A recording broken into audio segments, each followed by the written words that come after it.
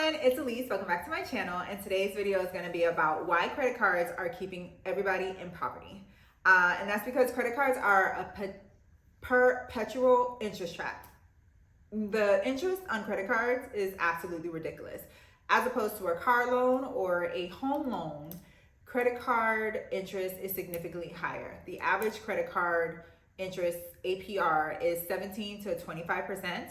Versus a home loan that is 2 to 8%, which no longer 2%. 2% was in 2020 when everybody was refinancing. Now it's probably about 5 to 8%. And then a car loan, the average interest on that is between 5 and 8%. But for a credit card, for it to be 17 to 25% is very exploitative, and like our country really doesn't help us set us up to succeed. Because like, why would you do that to somebody? And credit cards are given to young people. I got offered my first credit card as a 17-year-old. I still think I was still 17, fresh out of high school. That was within the first 24 hours of my orientation. So it's not helpful to us. I looked up my 2 credit cards that I have. The average American has 3.84 credit cards, so round that up, might as well call it 4. But I did look into mine, and my Amex is 22.24%. That's the APR. And my Visa is 20.24%. That's insane. And I think what gets us into trouble, because I'm included, I found myself having at my worst $4,000 worth of credit card debt, and my payment was like $210. I remember that. I'm like, this is a lot of money. It wasn't as much as the car payment I had at the time, but it was like, this is on stuff that I don't even remember what I bought. A lot of it was from college. But what happens is, I remember when I was a freshman in college, I just bought it on stuff that I was never able to buy at home. And I imagine that never really goes away. Credit cards help us to buy things that we're really not able to buy. And that's because credit cards feed on our desire for instant gratification. But instant gratification is going to be the death of us in American culture. Because we as Americans don't like to wait for anything. As soon as we are told to wait, we ask for a manager. We have adult temper tantrums, and it really is to our detriment, because it can be argued that our need for instant gratification that is served to us in our country leads to financial issues, leads to physical issues, and it leads to emotional issues, all because we do not practice delaying our gratification to some extent. I'm not saying do delayed gratification all the time, but can we get somewhere in the middle, because it's really putting us in a bad way. And then on top of it feeding into our love for instant gratification, I don't even think as of now, these last couple of years, credit card debt is 100% our fault. I think after 2020, things just got more expensive. So on top of just normal life, we had inflation, and then we also have wage stagnation. I remember when I was working my corporate job, I would get 3% raises, but the truth of it is that they were inflation raises, and at that point inflation was 6 to 7%. So I'm still not able to keep up with the cost of living that is increasing.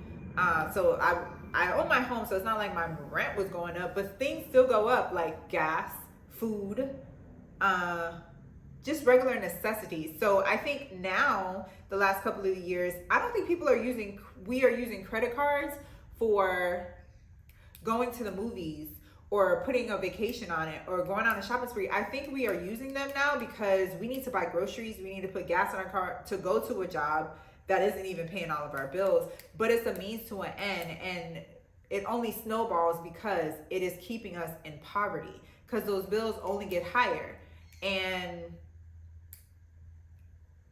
on top of us owing the money, if we don't pay it back whole after that 30-day cycle, the interest accrues, and then what's happening now is that we're falling behind.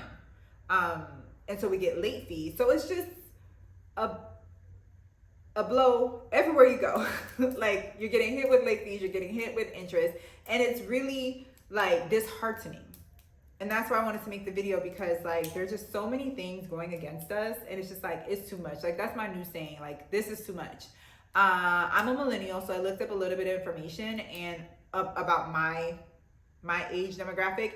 And millennials, and that's late 20s to early 40s, like 41, I believe, we have $4 trillion worth of credit card debt. And that is a 30% increase as of the end of 2019. 4 trillion as of the end of 2023. And we are the highest age demographic that is falling behind and is in arrears, which means we're like 30 days behind or something like that at least. And I can imagine that doesn't help, because once you're 30 days behind, that goes on our credit. And then once it starts going on our credit, it's kind of like we have a scarlet letter written on us. Nobody wants to give us a loan for a car. No one wants to give us a loan for a house.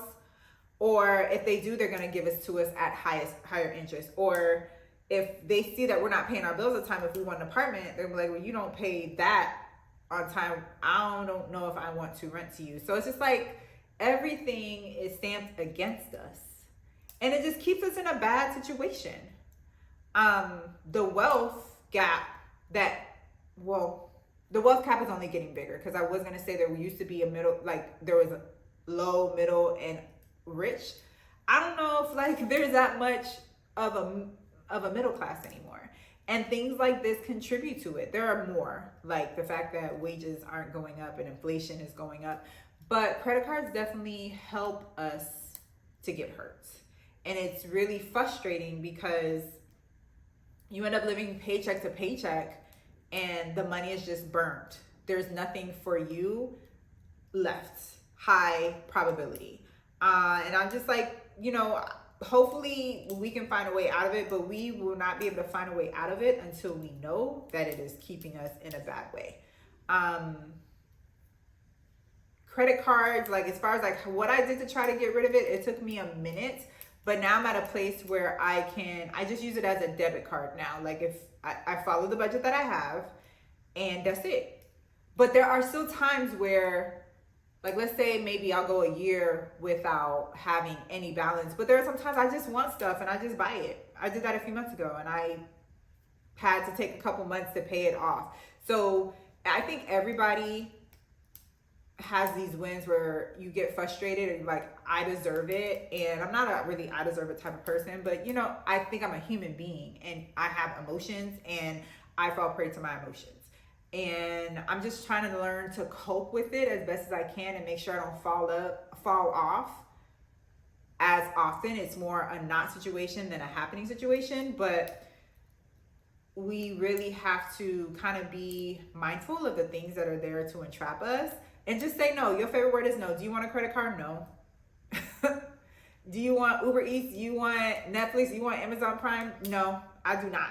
Because where is it going to go, on a credit card? Or is it going to go from my bank account? If it's not in my bank account, budgeted, if there's no money for it, then it's not going on my credit card. Easier said than done, but it's going to be what we have to do. So drop down in the comments if you agree with me. Do credit cards keep us in poverty? I say it's because of our need for instant gratification, but if you have another reason, please drop down in the comments so we can debate and give our opinions and opine with each other.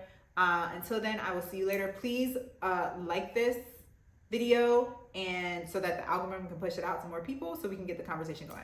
Until then, talk to you later. Bye.